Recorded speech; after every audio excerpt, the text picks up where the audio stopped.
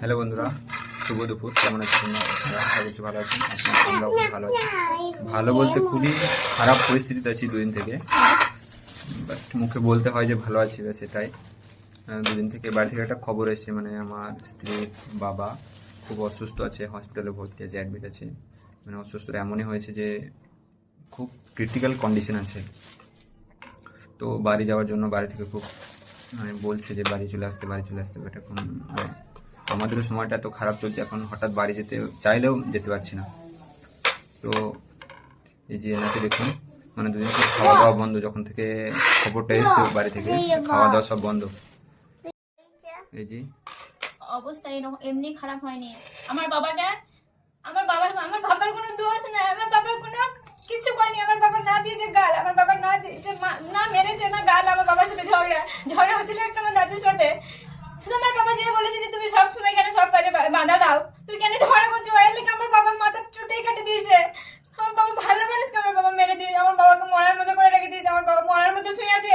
আজকে যদি আমার বাবা যদি কিছু হয়ে যায়, আমি কাউকে ছেড়ে কথা বলবো না। আমি এত দূরে করে আছি, আমি না যেতে পারছি না আমার বাবার কাছে, না আমি এইখানে থাকতে পারছি। যে মানুষের নামে কলঙ্ক। আমার নিজের বেটা নাই, দুটো বেটি আছে, জানে না ভাই একটা বেটার সম্পর্ক, নিজের রক্ত যতই হোক ভাই বোন। সে মানুষ যদি গালি দিয়েছে, যদি মেরে আছে, তোকে ধরেছে, তাহলে তুই হাতে করে মারলি না, একটা লাঠি করে মারলি না। তো আমার বাবাকে মাথায় এমন করে চুটি দিয়েছিস, একটা ভালো জল জানতো মানুষকে একটা রুগী বানিয়ে দিয়েছিস। আমার বাবা মরার মতো বেডে শুয়ে আছে। এমনকি কান্দির হাসপাতালে শুধু ভর্তি ছিল। বাড়ির লোক বলেছে যে কান্দির হাসপাতাল থেকে আমরা অন্য কোথাও নিয়ে যাবো, হয় বর্ধমান নিয়ে যাবো, না বহরমপুর নিয়ে যাবো। সেইখানে তোরা ডাক্তারের সবাই যোগাযোগ করেছে, ডাক্তারকে আমরা ছুটি লেখে দেওয়া করাইছিস।